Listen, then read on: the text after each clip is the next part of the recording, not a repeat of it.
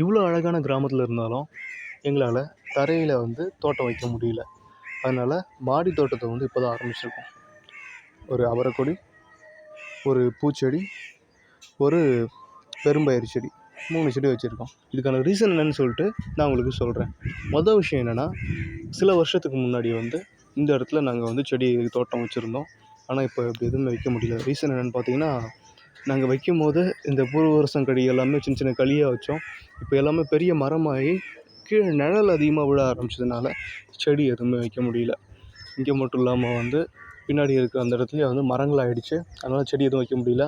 2வது விஷயம் என்னென்னா, இந்த செடியில் கிளையை நீங்கள் கழிச்சு விட்டிங்கன்னா வந்து அது துளுக்கிறதுக்குள்ளே வந்து அடுத்த செடி நீங்கள் வைக்கலாமே, அப்படி பண்ணலாமே அப்படின்னு சொல்லிட்டு வந்து கேட்பீங்க. அது கழிக்க முடியாத காரணம் என்னென்னா இதுதான். நீங்கள் பார்க்குறீங்கல்ல, காக்கா கூண்டு. இயற்கைக்கிட்ட இருந்து இந்த மாதிரியான பறவைகள் விலங்குகிட்ட இருந்து தான் நம்ம இடத்த பிடுங்கி அதுங்களோட இடத்துல நாம் வீடு கட்டிக்கிட்டு இருக்கோம். அப்படி இருக்கும்பொழுது இந்த ஏதோ மெஞ்சின ஒரு சில மரத்தில் வந்து அதுங்க கட்டுற வீட்டையும் திரும்ப இடிக்கிறதுன்றது வந்து சரியாக படலை. அதனால் கிளை எதுவும் கழிக்கவும் இல்லை, எதுவும் செய்யவும் இல்லை. கீழே இருந்து நம்ம கிளையை மட்டும் கழிச்சிட்டு உச்சியில் இருக்கிறது அப்படியே விட்டுங்க. நிழல் இன்னமும் இருக்குது. அது வந்து செடிகளை வளர்க்க முடியாததுக்கு ஒரு காரணமாகவும் இருக்குது. இது ஒரு காக்கை கூண்டு மட்டும் இல்லை. இதுபோல் இங்கே இந்த ஒரு 10 மரத்துக்குள்ளேயே வந்து ஒரு 4-5 வந்து காக்கை கூண்டுகள் இருக்குது. ஸோ அதுங்களோட வீட்டை நம்ம கலைக்கக்கூடாதுல்ல.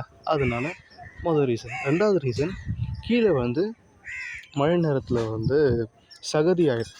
இந்த இடத்த பாருங்கள், வெயில் காலத்தில் நல்லாயிருக்கும், செடிகள் எவ்வளோ வச்சாலும் சூப்பராக வரும். அதுவே மழைக்காலம்னு வந்துருச்சுன்னா செடிகள் வந்து வேரழுகல் ஆரம்பிச்சிடும். அந்தளவுக்கு தண்ணி வந்து நிற்குன்றதுனாலையும் வந்து இங்கே வந்து பயிர் வைக்க முடியல, இந்த செடியும் வளர்க்க முடியல. 3rd ரீசன், கிராமத்தில் வந்து ஆடு மாடெல்லாம் கட்டி போட்டு வளர்ப்பாங்கன்னு கேள்விப்பட்டிருப்பீங்க. ஆனால் சிட்டியை விட மோசமாக இங்கே தான் வந்து அவுத்து விட்டு வளர்க்குறாங்க. அதனால் எதையும் வந்து வேலி போட்டு பாதுகாக்க முடியல. ஏன்னா எல்லாம் சொந்தக்காரங்களுக்கு தான் இருக்குது, பங்காளி வீடு தான் இருக்குன்னும் போது எப்படி நம்ம அதை கேட்க முடியும்? அதனால் இது 3வது ரீசன். ஸோ இந்த காரணங்களால் எங்களால் வந்து கீழே வந்து செடி எதுவும் வைக்க முடியலன்றதுனால இப்போது மாடி தோட்டத்தில் பண்ணலாம் அப்படின்னு சொல்லிட்டு டப்பாவில் வளர்க்க ஆரம்பிச்சிருக்கோம். இது வந்து பெரும்பயிறு செடின்னு சொல்லிட்டு எங்கள் ஊரில் சொல்லுவோம். உங்கள் ஊரில் நீங்கள் என்ன சொல்லுவீங்கன்னு சொல்லுங்கள். சில பேர் அது வந்து காராமணின்னு சொல்லுவீங்க. ஆனால் இது காராமணி இல்லை, இது வந்து பெரும்பயிறு அப்படின்னு சொல்லிட்டு எங்கள் ஊரில் சொல்லுவோம். இதை அவிச்சு சாப்பிட சூப்பராக இருக்கும். ஸோ பார்க்க அவரைக்கொடி மாதிரியா இருக்குல்ல, இது பெரும்பயிறு. இப்போ இது வந்து கீழே வந்து படரணுன்றதுக்காக ஒரு பூவரசம் கிளையை வச்சுருக்கோம். இந்த கிளையிலேருந்து இந்த கிளைக்கு வந்து அந்த கொடி போகணுன்றதுக்காக வந்து வச்சுருக்கோம். நெக்ஸ்ட் ஒன், இது வந்து ஒரு பூச்செடி. அமேசான்லேயே, ஃப்ளிப்கார்ட்லேயே எதுலேருந்து தெரியல, ஆர்ட்ரு பண்ணி பூச்செடி, அழகு செடியை நான் வந்து விதைகளை வந்து வாங்கினாங்க. அண்ணி வாங்கி போட்டாங்க.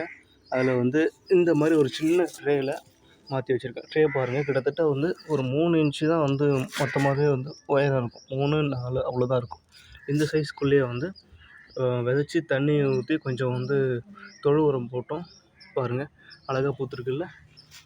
இந்த பூ உங்களுக்கு பிடிச்சிருந்துச்சின்னா அப்படியே நம்ம வீடியோவை வந்து லைக் பண்ணிக்கோங்க. உங்கள் ஃப்ரெண்ட்ஸுக்கும் வந்து எவ்வளோ ஐடியாஸ் பிடிக்கணும் அது ஷேர் பண்ணிக்கோங்க. இப்போ இதில் காயும் வச்சுருக்கு. இது வந்து விதைகளுக்காக வெயிட்டிங், அடுத்த ஷிஃப்ட்டு போடலாம் அப்படின்ட்டு. இதில் இந்த பூச்செடி மட்டும் இல்லாமல் மிளகாய் செடின்னு ஒன்று வச்சுருந்தோம். அது நானும் காய்ச்சேன் அப்படின்னு சொல்கிறதுக்கு அடையாளமாக காய்ச்சிருக்கு. இன்னும் பூக்கள் வைக்க இருக்குது.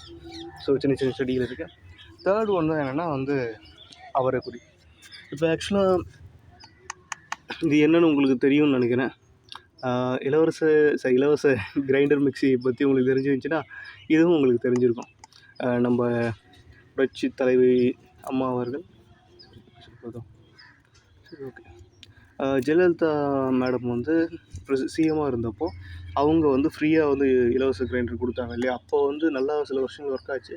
அதுக்கப்புறம் வந்து அது யூஸ் பண்ணவும் முடியல, சம் ரிப்பேர் ஆகிடுச்சுன்றதுனால இதில் வந்து கொஞ்சமாக மண்ணை வச்சு முளைக்குதான்னு பார்க்கலான்னு தான் வந்து வச்சோம்.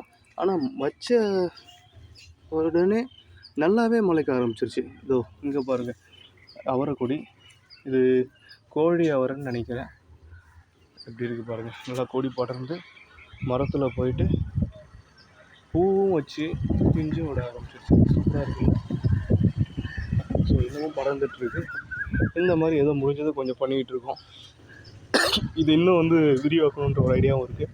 இதே போல் வந்து உங்களுக்கு வந்து மாடித்தோட்டம் வைக்க பிடிக்கும்னா நம்ம சேனலை சப்ஸ்கிரைப் பண்ணிக்கோங்க.